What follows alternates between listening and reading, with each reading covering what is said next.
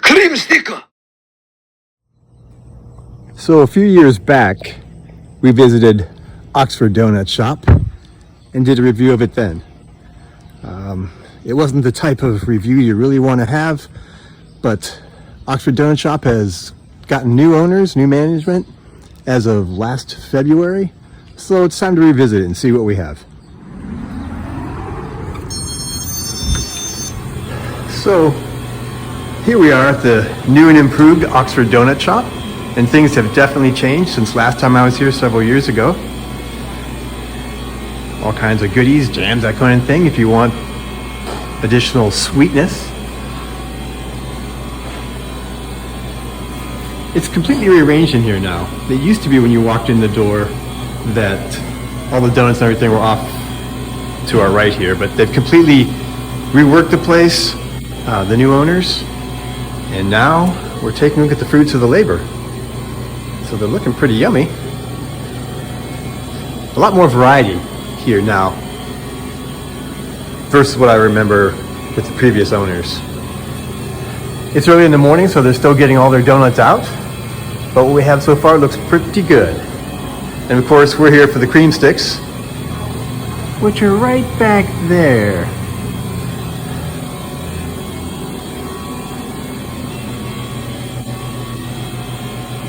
And of course, we still have the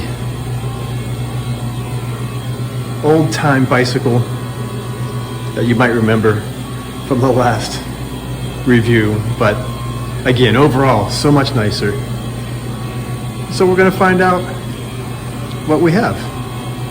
So we're a few miles down from Oxford Doughnut Shoppe here at Miami University's campus at the Art Museum, where we have a piece by Mark DeSevero, whereas this piece is for Kepler. The donuts that we're going to enjoy today, hopefully, are for you. So let's find out. So one of the things I really like about this piece by DeSevero is its scale. I like I like big stuff, and I cannot lie. Speaking of scale, speaking of big size,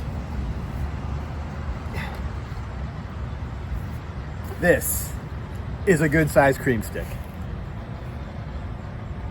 That's pretty impressive, I have to say. The girth, that's a good piece of real estate right there. So, as we typically do, we're gonna break this down a little bit into various components, and we'll start off with what's right on top, the icing. So this is a chocolate cream stick, or Long John, or whatever vernacular you happen to use in your neck of the woods. I know them as cream sticks from my childhood. But on top is the chocolate icing. So the color, when we were there, well, earlier in the video, you saw the butterscotch ones as well. At first, I couldn't tell the difference between them. Just on an aesthetic level, for myself personally, I like that to be much darker. It says chocolate, right? So I'm gonna take my finger across the top.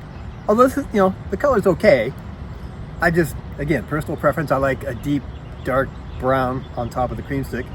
Take a little bit of this on the old finger. And again, we get a very strong powdered sugar taste here. It's a very light chocolate, sort of a wisp of chocolate. It's very sweet, but not super chocolatey. The bread. Of course, it's the carrier of all the goodies, the cream, the icing. It's the vehicle on all this, upon which all of this is built. So we're gonna peel that off, nice and golden on the outside, and nice and white and fluffy on the inside. Let's take a taste.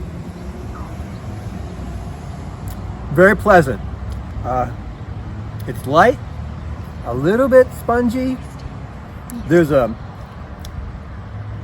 hint, strong hint, of yeast, which I personally care for. I like that. So the dough is a very pleasant experience. That's wonderful. You'll notice, I didn't show you earlier, but on the ends, you don't see any cream. In fact, even when I tear that piece off, there's no cream. That's not so good. On the sides, you see 2 holes.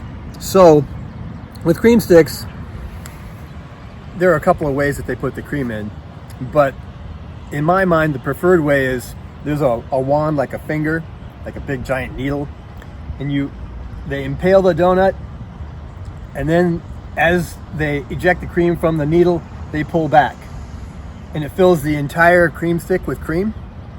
Not the case here.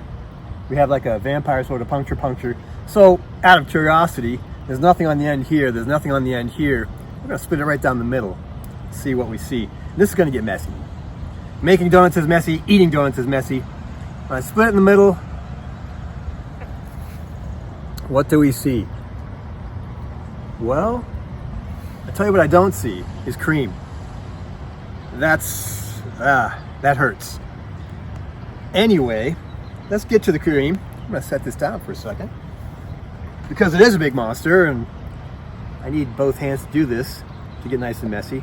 I'm gonna impale right here where the cream is injected. There we find some cream.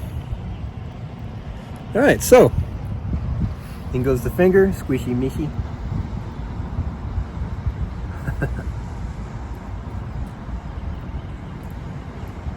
It's very smooth, it's very creamy, it's very buttery. It still has the hint of the granulated sugar that I like so well. Again, so much of art or cuisine is opinion, and for my taste, for my palate, I like the cream that's on the crunchy side, but it's a very pleasant experience. It's very good. So I've got this mess here. I'm gonna take a bite and see how the whole thing goes, how it all washes together. So, messy. Yep. Messy. Messy, but worth the mess. Cumulatively, the gestalt of this, if you want to use art terms while we're here at the Art Museum, the overall experience is very pleasant. The icing is good. The cream on the inside is good. The bread is very nice. So if I'm looking at, the old Kaiju cream stick rating system, I'm thinking this could be a 9, except we had a serious faux pas with the cream on the inside. So I give this donut a serious 8, a strong, solid 8. Worth the drive, worth the drive over. I remember when I reviewed them years ago under different ownership, I didn't even eat the donut. I fed it to the squirrels, who promptly spit on it and walked away. Not the case here. This was a very marvelous experience, very nice. I would recommend you make the trip to Oxford Donuts, Oxford Doughnut Shoppe, if you're in the area of Oxford, Ohio, which is near Cincinnati. So in the meantime, Mr. DeSevero and I are going to finish this off, and that squirrel over there, not for you. So until next time.